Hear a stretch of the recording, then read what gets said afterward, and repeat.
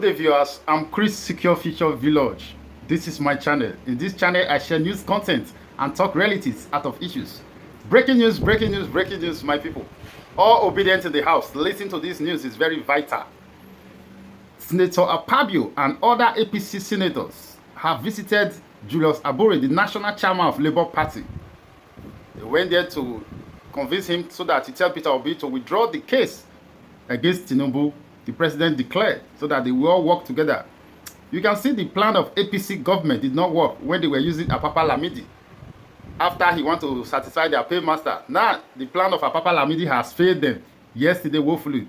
Now they want to enter Julius Abure, the national chairman of Labour Party. Let's watch this video. You see how Julius Abure replied them. Thank you, my people. This is the news for the moment. Please share this video to go viral. Does not cross the road in the daytime for nothing. Something must be pursuing you. And as far as I'm concerned, with the differences in political parties between the APC and the Labour Party, somebody will wonder, what is Abure doing here? What is this group doing here? The reality is that the Labour Party is composed of Nigerians and APC is composed of Nigerians. And as far as we are concerned, all of us must think Nigeria. If we don't think Nigeria, then there is no future for our children. Where I come from, in my community, when a child is born, they say the child is born to the community, not to the parents. So that child is meant to serve that community. So today, the Labour Party has produced a few senators for the 10th Senate of the Federal Republic of Nigeria. And you produce them, not to save Labour Party, but to serve Nigeria. That's why I'm very proud that many of them already belong to the stability group to stabilize the polity, stabilize the 10th Senate, and at the same time serve Nigeria. So we came to tell the father, thank you for producing this kind of good children. Am I right about? Yes. And for those that have not yet joined us, we urge you to make sure that they join us students so that we can stabilize the nation, stabilize the polity, and move the nation forward. And I know sometimes they say what is morally right may not be politically expedient, and what is politically expedient may not be morally right. I would have loved to use this platform to call on all the political parties that contested the 2023 elections to sheath their swords and come together and line up behind Tinubu, our president-elect, in order to give leadership to Nigeria in a very fragile situation like this, so that we can stabilize the polity and also bring development to Nigeria. We have so many issues. We have problems in the country. We can only do so by being together. They say united we stand and divided we fall. So I want to urge the Labour Party, because I believe that you went into this election as a result of your love for Nigeria. So come together and join us so that we can build a very united and vibrant nation. On this note, I thank you for your support for us in the 10th Senate that we'll match very soon.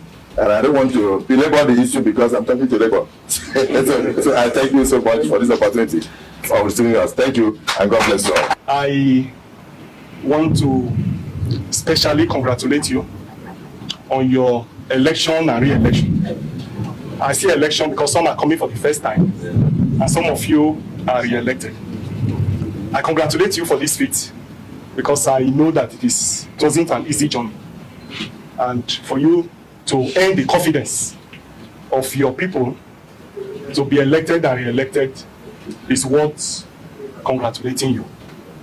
I also want to appreciate you for coming to pay us this visit. It is actually uncommon for political parties in power or a political party in power to take note of others and pay a visit. It's an indication that our democracy is growing. It's an indication that the political atmosphere is gradually crystallizing into a situation where we put the country first before partisan interest. I want to say very clearly that in most of our engagements with our senators, the three of them with you have not made pretenses that this is where they want to be. And in our usual way, we didn't actually want to be dictating to them where they should go. We initially thought of it, but as events unfold, we felt that we should give the leverage at this point and watch the political events and then see how the issues will play out. And I want to commend Right Honorable Darlington until his sworn in as senator. My own senator representing my state, Nenda Imaswe. Ireti Kigibe is not here now, but she has also whispered to me where she wants to be. And Eze1, others. So I appreciate all of you, and for us in Labour Party, we believe in the unity of the country. We believe that the country deserves better leadership. We also believe that we need a dynamic Senate and a dynamic House of Representatives. Because without having a vibrant National Assembly that can truly be a check on the executive, what you have is absolute power. And absolute power corrupts absolutely. And I want to say clearly, without sounding immodest, that probably that's why we had a lot of challenges with the past Senate. I'm hoping and believing that this Senate will be able to be a departure from the previous one, so that we can truly represent the people and stand by the people. After all, what is democracy? Democracy is government by the people, for the people, and by the people. And that's why for us in Labour Party, we believe that every government policy, in your legislative business, in your thinking as those who represent the people must be the focal points. The people must be the reference points. That every government policy must be such that will affect and enhance the welfare of the people. And if we say this, it's not far-fetched from the thinking of our founding fathers. If you look at the Constitution of Nigeria, the Chapter 2, it's very clear that welfare and security of the people shall be the principal purpose of government. And then he went further to even admonish that the national economy should be managed in such a way as to give maximum benefits to the people. So that shows that the people should be the focal point. And therefore, my appeal here is that in our legislative business, we should put the people first. Because we appreciate that our people are suffering. The economy is harsh to our people. I want to say clearly that the vast majority of our people are suffering. And we expect that with the new leadership of the Senate and the House of Representatives that is to come, we must critically look at the people. Having said all of this, we appreciate your coming. We'll continue to discuss with our senators elect. We've given them the free hand to make their choices.